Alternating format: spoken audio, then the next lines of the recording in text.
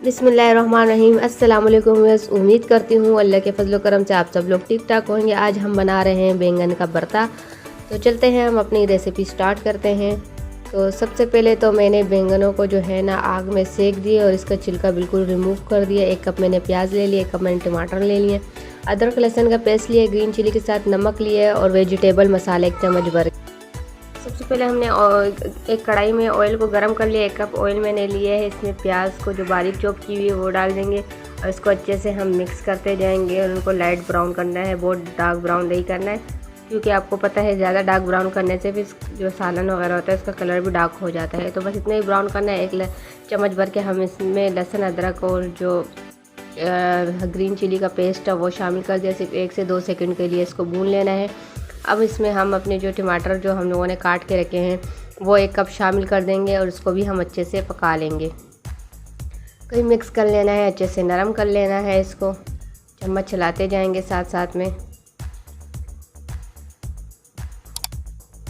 1 से 2 मिनट टमाटरों को भी पकते हुए हो चुके हैं। तो इसमें हम नमक शामिल कर देंगे हस्बे जायका और 1 चम्मच भर के जो मैंने लिया था वेजिटेबल मसाला वो डाल दिया और अब इसको अच्छे से हम मिक्स कर लेंगे।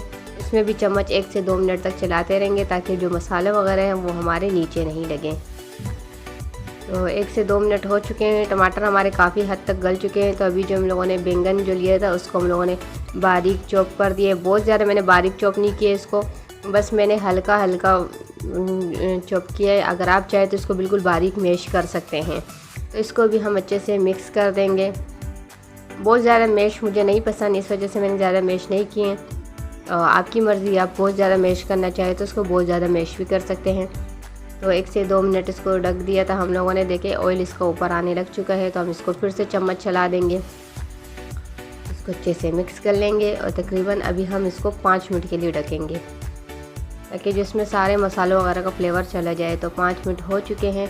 अब इसमें हम थोड़ी सी जो हरा धनिया और ग्रीन चिली जो है ना वो बारीक चॉप करके डाल देंगे। इसमें अच्छे से जायका आ जाए और गार्निशिंग के लिए थोड़ा सा हम साइड पे रख देंगे।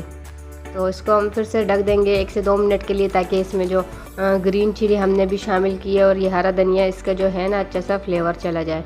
तो 1 से 2 मिनट हो चुके हैं। माशाल्लाह अल्हम्दुलिल्लाह हमारी रेसिपी बिल्कुल डन है। इसको अभी मैं आपको प्लेट में आउट करके दिखाती हूँ।